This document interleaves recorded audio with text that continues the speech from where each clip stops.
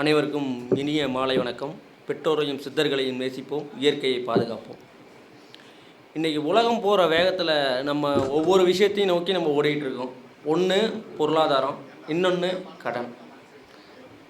கடன் இல்லாத ஆள் யாரும் இருக்காங்களா? எனக்கு கடனே இல்லை, நான் நிம்மதியாக இருக்குன்னு யாரும் சொல்கிற ஆள் இருக்காங்களா? கடன் இல்லாத ஆளே இல்லை. அதே மாதிரி பொருளாதாரம் சார்ந்து விஷயங்களில் எனக்கு பிரச்சனை இல்லை அப்படின்னு சொல்லக்கூடிய ஆளும் இல்லை. இப்போ இந்த பொருளாதாரம் சார்ந்த விஷயங்களை நம்ம ஒவ்வொன்றா பார்க்கும்போது ஒவ்வொரு விஷயங்கள் ஒவ்வொரு மாதிரியான விஷயங்களை செய்கிறாங்க. சில பேர் பரிகாரங்கள் அப்படின்னு சொல்லக்கூடிய வேலையில் மூலிகை பரிகாரம், தாந்திரிக பரிகாரம், ஒவ்வொரு மாதிரியான பரிகார முறைகளை சொல்கிறாங்க. இப்போ மூலிகையில் எந்த விஷயங்களை வச்சு நம்ம பொருளாதாரம் மீட்டுறது, பொருளாதாரத்தில் வர்ற தடையை எப்படி சரி பண்ணுறது, கடனை எப்படி நிவர்த்தி பண்ணுறது அப்படிங்கிறத மூலிகை பரிகாரத்தின் மூலயமா நம்ம முன்னாடியே வரக்கூடிய வீடியோவிலெல்லாம் நம்ம பேசியிருந்தோம் இந்த மூலிகை பற்றி. இப்போ அந்த மூலிகை பரிகாரம் தாண்டி கோவிலுக்கு போனால் ஐயா நான் மூலிகை பரிகாரம் நீங்கள் சொல்கிற ரேட்டுக்கு எங்களாட்டி வாங்க முடியல, நாங்கள் கோயில் பரிகாரத்தில் நாங்கள் சரி பண்ணிக்கிறோம் அப்படிங்கிற விஷயங்கள்லாம் நிறைய பேர் கேட்குறீங்க. இந்த மாதிரி கோவிலுக்கு நீங்கள் சொன்ன கோவிலுக்கெல்லாம் நான் ஒவ்வொரு வாட்டியும் போயிட்டு வர மாட்டேன். ஆனால் கோயிலுக்கு போயும் எங்களுக்கு சில பரிகாரங்கள்லாம் பலிக்கலை அப்படின்னு சொல்கிறீங்க. அப்போ ஏன் அந்த பரிகாரங்கள் மட்டும் சில பேருக்கு அது பலிக்க மாட்டுது? அது என்ன காரணம் அப்படின்னு பார்க்க போகும்போது, ஒரு பழமையான காலத்தில் ஒரு வைத்தியத்தை போய் ஒரு பிரச்சனை, எனக்கு உடல்லேருந்து இந்த நோய் இருக்குது அப்படின்னா அது முதல்ல உடம்புல உள்ள கழிவுகளை முதல்ல வெளியே தள்ளுவார். அதுக்கப்புறம்தான் அந்த நோய் குணமாகறதுக்கான மருந்தை கொடுப்பார். சாமியை பார்க்குறோம், சாமி வருது, காசு கொடுன்னா எப்படி கொடுக்கும்? நம்ம உடம்பை முதல்ல சுத்தமாக வச்சுக்கணும். நான் குளிக்கிறது அந்த மாதிரி விஷயத்துக்கு அப்புறம் வரேன். உடலில் உள்ளதை முதல்ல கிளியர் பண்ணணும். ஒரு உதாரணத்துக்கு இப்போ ஒரு தோல் நோய் ஒருத்தவங்களுக்கு இருக்குன்னா முதல்ல தோல் நோய்க்கு மருந்து தரமாட்டாங்க, உள்ள கழிவுகளை சுத்தம் பண்ணுவாங்க. அப்போ உள்ள கழிவுகளை சுத்தம் பண்ணிட்டா, உள்ள அழுக்குகளை முதல்ல வெளியில் எடுத்துட்டா நம்ம அடுத்த கட்டத்துக்கு அந்த நோய்க்கான மருந்து உடம்புல உடனே செட் ஆகி சீக்கிரமாக சரியாகும். இதுதான் பெரும்பாலானவங்க இந்த முறையை பயன்படுத்திட்டு ஆதி காலத்துலேருந்து இந்த மாதிரி விஷயங்களை சித்தர்களும் முனிவர்களும் நம்ம உடம்பை எவ்வளோ சூட்சுமமாக சுத்தமாக வச்சுக்கணும். அப்போ சுத்தமாக வச்சுக்கிறது மூலயமா என்னெல்லாம் நமக்கு வரும் வேணால் பாருங்கள். ரொம்ப சென்ட் அடிக்கிறவங்க, வாசனை திரவியங்கள் அதிகமாக பயன்படுத்துகிறவங்கள்ட்ட காசு பொருளாதாரம் பிரச்சனையே இருக்காது, பணம் ஏதோ ஒரு வகையில் வந்துக்கிட்டே இருக்கும். வேணால் பாருங்கள், மோஷன் சரியாக போகாதவங்களுக்கு இந்த பணப்பிரச்சனை இருக்கும், இந்த கடன் பிரச்சனை இருக்கும். அதனால் உடம்பை எந்த அளவுக்கு நம்ம பக்காவாக வச்சுக்கிறோமோ அந்த அளவுக்கு நமக்கு அவ்வளோ எனர்ஜி. ஏன்னா இப்போது ஒருத்தவங்க ஒரு கோவிலுக்கு போனால் மட்டும் நமக்கு ஒரு நல்ல வைப்ரேஷன் ஆகுது. மற்ற இடங்களுக்கு போகும்போது ஏதோ ஒரு நெகட்டிவ் மாதிரி ஒரு விஷயங்கள் நடக்குது. அதுக்காக தான் முன்னோர்கள்லாம் சில விஷயங்களை சுற்றி போடுறது. நார்மலாக ஒரு வீட்டில் கந்திஷ்டி பட்டுச்சுன்னா பூசணிக்காய் சுற்றி போடுறது, ஒரு எலுமிச்சம்பழம் சுற்றி போடுறது, அதுக்கு அடுத்தபடி போனீங்கன்னா ஒரு முட்டையை சுற்றி போடுறது, அதுக்கு அடுத்தபடி போட்டிங்கன்னா ஒரு ஊமத்தங்காயை சுற்றி போடுறதுன்னு ஒவ்வொரு வகையில் ஒவ்வொரு மாதிரியான விஷயங்களை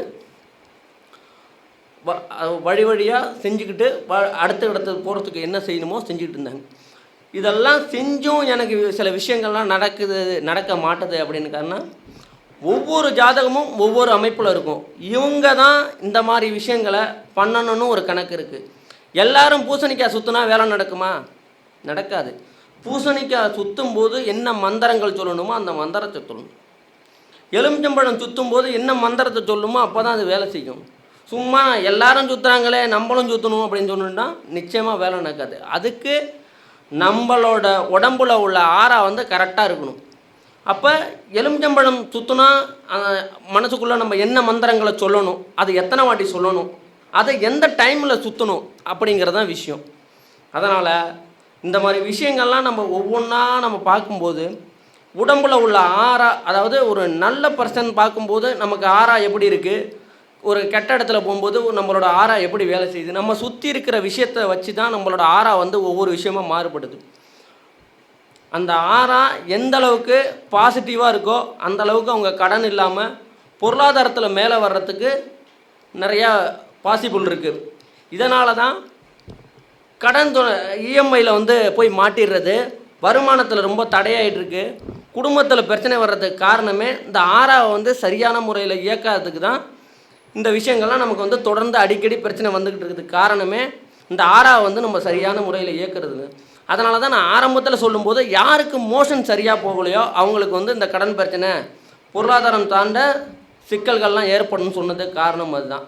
அப்போ மூலஸ்தானம் அப்படின்னு சொல்லக்கூடிய மூலாதாரத்தை நம்ம இயக்கிறது மூலயமா எல்லா ஆறாவும் கிளென்ஸ் ஆகி அப்போ 7 சக்கரமும் நமக்கு வந்து 1 by 1 ஆக்டிவேட் ஆக ஆக தான் பொருளாதாரம் சார்ந்த விஷயங்கள் அடுத்த கட்டத்துக்கு போகிறதுக்கு, குடும்பத்தில் வந்து மனமகிழ்ச்சி உண்டாகிறது.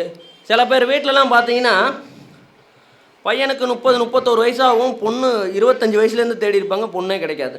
அப்போ அந்த ஆறாவோட இது வந்து ரொம்ப மைனஸில் இருக்கிறதுனால தான் அந்த மாதிரி விஷயங்கள்லாம் நடக்கும்.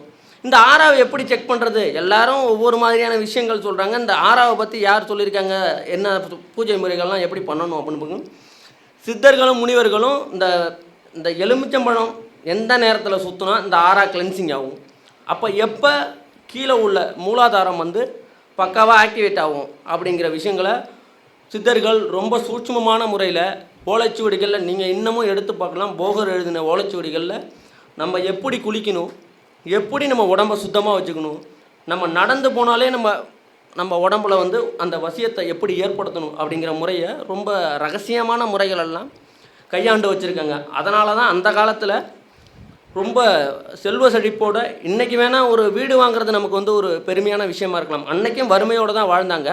ஆனால் அன்னைக்கு உள்ளவன் எப்படி இருந்தாங்க, வறுமையோடு தான் வாழ்ந்தேன், ஆனால் எனக்கு ஒரு 10 ஏக்கர் நிலம் இருக்குது, 15 ஏக்கர் நிலம் இருக்குது, 4 இடத்துல காடு வாங்கி போட்டிருக்கேன், அந்த மாதிரி சூழ்நிலையில் தான் இருந்தாங்க. அப்போ அவங்க எந்த பொருளையும் கடன் வாங்கி வாங்கினதில்லை. வர வருமானத்தில் ஏதோ ஒரு 10 ரூபா எடுத்து வச்சாங்க, சேர்த்தாங்க. சிறுக சிறுக சேர்த்து வச்சு அந்த சேமிக்கணும் அப்படிங்கிற பழக்கம் வந்து அவங்களுக்கு அப்போலேருந்து இருந்ததுனால அவங்க வந்து கடன் வாங்காமல் இந்த இஎம்ஐயில் வந்து போய் மூழ்காமல் நிறைய விஷயங்கள் பொருளாதாரம் சார்ந்து மனம் சார்ந்த விஷயங்களில் வந்து ரொம்ப மனமகிழ்ச்சியாக இருந்தாங்க.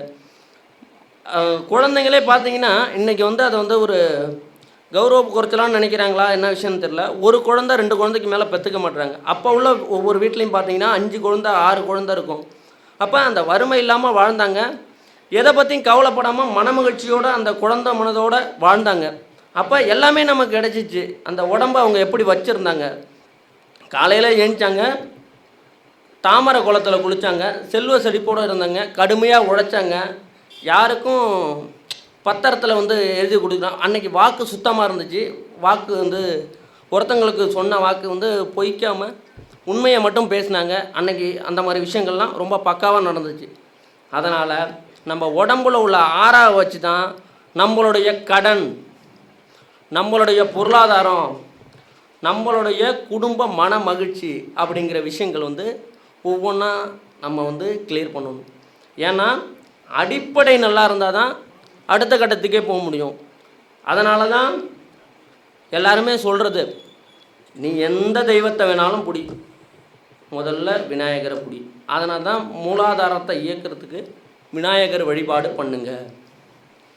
இல்லை நார்மலாக இந்த விஷயங்கள்லாம் சரி நாங்கள் வீட்டில் சுற்றி போட்டு இந்த மாதிரி விஷயங்கள் பண்ணணும்னு நினைக்கிறவங்க பூசணிக்காயில் சுற்றி போட்டால் என்ன மந்திரங்கள் சொல்லணும், இப்போ எலுமிச்சம்பழத்தை சுற்றி போட்டால் என்ன மாதிரி மந்திரங்களை நம்ம பயன்படுத்தணும், யாரெல்லாம் மிளகாயோட கடுகு சேர்த்து திஷ்டியை வந்து கழிக்கணும், யாரெல்லாம் மிளகாயோட மிளகு சேர்த்து திஷ்டி சுற்றி போடணும், அப்போ அந்த எந்த டைமிங்கில் போடணும், எந்த நட்சத்திரக்காரங்க வச்சு அதை சுற்றி போடணும் அப்படிங்கிறது தான் விஷயமே இருக்குது. நானும் பண்ணுறேன் எல்லாரும் பண்ணுற மாதிரி பண்ணுன்னா எப்படி வேலை நடக்கும்? இன்றைக்கி கடை ஃபுல்லாக மருந்து கடையில் கடை ஃபுல்லாக மருந்து இருக்குது. நமக்கு என்ன நோய் இருக்குதுன்னு டாக்டர் சொன்னால் தான் தெரியும். எனக்கு மெடிக்கலில் போய் எனக்கு வந்து மூளையில் பிரச்சனையாக இருக்குது மாத்திரை கொடுங்கன்னா எப்படி கொடுப்பாங்க? முதல்ல போய் டாக்டர்கிட்ட போய் கன்சல்ட் பண்ணிட்டு வா, அதுக்கப்புறம் உனக்கு தேவையான மருந்துகளை நான் தரேன் அப்படின்னு சொல்லுவேன். அதை மாதிரி எடுத்தோம் கவுத்தோம். ஏன்னா இது என்ன ஒரு பெரிய விஷயமா? இப்போ இந்த வீடியோவை பார்த்துட்டு கூட கேட்பாங்க, என்னப்பா கந்திஸ்தி இந்த மாதிரி விஷயத்துக்கு செய்கிறது கூட நாள் பார்க்கணுமா, நட்சத்திரம் பார்க்கணுமா, இதுக்கான மந்திரம் சொல்லணுமா அப்படின்னு. ஆனால் எதெல்லாம் நம்ம ஒரு சின்னதான விஷயமாக நினைக்கிறோம் அதில் தான் மிகப்பெரிய மாற்றம் ஏற்படும். ஏன்னா கோயிலோட கேட்டு எவ்வளோ பெருசாக வேணாலும் இருக்கலாம், சாவி சின்னோண்டு தான். கேட்டில் விஷயம் இல்லை, சாவியில் தான். அந்த சாவி காணா போச்சுன்னா என்ன செய்ய முடியும் சொல்லுங்கள்? அதனால் எந்த விஷயமுமே சின்ன விஷயம் கிடையாது. அதனால் ஒவ்வொன்றுக்கும் ஒவ்வொரு மாதிரியான மந்திர முறைகள் இருக்குது, ஒவ்வொரு மாதிரியான அந்த பரிகார முறைகள் ஒவ்வொரு விஷயத்துக்கும். இந்த லக்னக்காரங்கள் இதை மட்டும் பயன்படுத்தினா நிச்சயமாக ஜெயிச்சிடலாம். இப்போ மேஷ லக்னத்தில் உள்ளவங்களுக்கும் ரிஷப லக்னத்துக்கும் உள்ளவங்களுக்கும் வாழ்க்கை முறை ஒரே மாதிரி இருக்கான்னு பார்த்தா இல்லை. ஒரே மாதிரியான வாழ்க்கை, சரி மேஷ லக்னமே ஒரு 4 பேர் எடுத்துக்கிட்டாங்க, அவங்க 4 பேருக்குமே ஒரே மாதிரியான வாழ்க்கை முறை இருக்கா? இல்லை. அதனால் ஒவ்வொருத்தவங்களுக்கும் தனித்தனியாக அவங்களோட ஜாதகத்தின் பேர் தான். இப்போ இந்த குரு மாறிட்டாருன்னு சொல்கிறாங்க, கோச்சார குரு மிதுனத்துலேருந்து கடகத்துக்கு போயிட்டாங்கன்னு அப்படி சொல்கிறாங்க. அப்போ மிதுனத்துலேருந்து கடகத்துக்கு போனால் இப்போ கடகராசியில் உள்ளவங்க எல்லாம் ரொம்ப டாப்பாக இருப்பாங்கன்னு சொல்ல முடியாது. கடகராசிலையும் இன்றைக்கும் கஷ்டப்படுறவங்கள எனக்கு தெரியும்.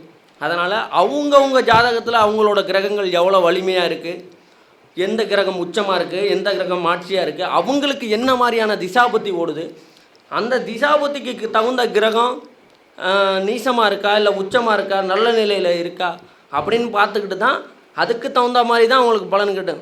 இப்போ ஒரே நேரத்தில் அம்பானி வீட்லேயும் குழந்தை பிறக்குது, ஒரு சாதாரண வீட்டில் உள்ள குழந்தைக்கும் பிறக்குது. 2 பேரும் வாழ்க்கை நிலையும் ஒரே மாதிரியாக இருக்குது, 2 பேரும் ஒரே லக்னம் தான், ஒரே ராசி தான், ஒரே மாதிரியான கிரக அமைப்புகள் தான் இருக்கும். அதனால் அவங்கவுங்க வாழ்க்கை முறைக்கு தகுந்த மாதிரி தான் பொருளாதாரமும் உயரும், இந்த கடன் விஷயங்கள் அப்படின்னு சொல்லக்கூடிய விஷயங்களும் நகரும்.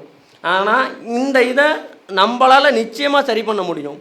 இந்த விஷயத்தில் என்ன இருக்குது, நார்மலாக இதில் என்ன இருக்குது அப்படின்னு நினைக்காம. ஏன்னா இன்றைக்கி ஒவ்வொரு விஷயமும் நம்ம வீட்டிலே பண்ணிக்கிறோம். அன்னைக்கு ஒரு குழந்தைக்கு உடம்பு சரியில்லைன்னா டாக்டர்கிட்ட கூட்டிகிட்டு போக மாட்டாங்க, ஊரில் ஒரு சாமியாடி இருப்பார், அவர்கிட்ட துர்நூறு போட்டால் தான் குழந்தைக்கே சரியாகும். வேப்பலை அடிப்பாங்க. அப்போ வேப்பலை அடிக்கிறதுக்கு முன்னாடி ஒரு மந்திரம் சொல்லுவாங்க, அந்த மந்திரத்தை சொல்லிவிட்டு வேப்பலை அடிக்கும்போது தான் அது பக்காவாக வேலை செய்யும். நம்ம வீட்டில் வேப்பலை எடுத்து அடிப்போம், வேலை செய்யாது. அப்போ என்ன காரணம்?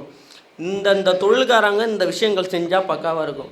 அதுக்காக நாங்கள் வீட்டில் எதுவுமே பண்ணக்கூடாது அப்படின்னு சொல்கிறோம். எந்த விஷயமும் அந்த மந்திரங்களை முறையாக கேட்டு தெரிஞ்சுக்கிட்டு அதுக்கப்புறம் பண்ணுங்கள், 100% இந்த வெற்றியை வாங்கிடலாம். அதே மாதிரி இந்த கிளென்ஸ் பண்ணுறதுன்னு ரொம்ப நாளாக சொல்லிக்கிட்டு இருக்கேன்ல, ரொம்ப நேரமாக சொல்லிக்கிட்டு இருக்கேன்.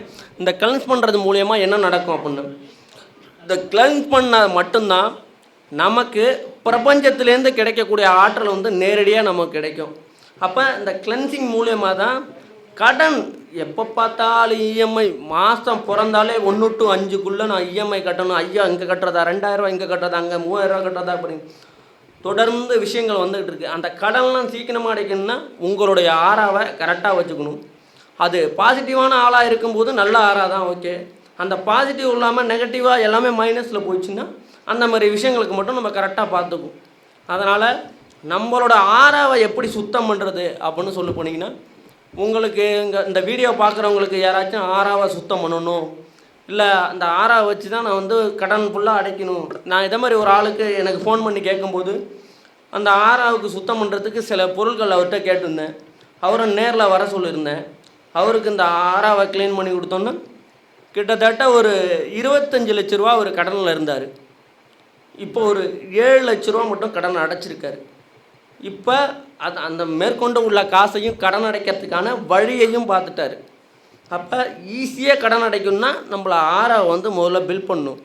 ஏன்னா இறைவன் என்ன தான் கொட்டுனாலும் அதை வாங்கிறதுக்கு நம்ம உடம்புலையும் நம்ம மனசுலையும் முதல்ல எதுக்கு நிற்கிறது இறைவனான்னு நம்ம உணரணும். அப்போ அந்த உணர்றதுக்கு நம்ம பாடியும் சப்போர்ட் பண்ணணும், நம்ம மனசும் அதை சப்போர்ட் பண்ணணும். அதனால் எல்லாருமே இப்போது ஒவ்வொரு மாதிரியான தாந்திரிக முறைகளில் போயிட்டுருக்காங்க. அதை மாதிரி ஒவ்வொருத்தவங்களும் ஆறாவை சுத்தம் பண்ணி வச்சுக்கோங்க, க்ளீன் பண்ணி வச்சுக்கோங்க, உடம்பை பக்காவாக ஏக்கி வச்சுக்கோங்க. அப்போ தான் இறைவனே நின்று வீட்டில் வாசல் கதவை தட்டினாலும் உடனே திறந்து அவங்க கொடுக்குற அமௌண்ட்டை நம்மளால் வாங்கிக்க முடியும். நம்ம உடம்புல தெம்பு இல்லைன்னா எப்படி நம்ம வாங்கிக்க முடியும்? அதனால் ஆறாவை க்ளீன் பண்ணுறதுக்கு என்ன வேணுமோ உங்களுக்கு இந்த வீடியோ பார்க்குறவங்களுக்கு யாராச்சும் ஆறாவை க்ளீன் பண்ணணும், இந்த மாதிரி விஷயங்களை நான் ஜெயிக்கணும் அப்படின்னா கீழே ஃபோன் நம்பர் தரேன், இந்த நம்பருக்கு கால் பண்ணுங்கள். என்ன விஷயங்கள் என்ன ஏது அப்படிங்கிற மாதிரி விஷயங்களை சொல்கிறேன். இந்த பொன்னான வாய்ப்பை ஏற்படுத்தி கொடுத்த ஐயா ஜானகிராமன் ஐயாவுக்கு மனமார்ந்த நன்றிகள்.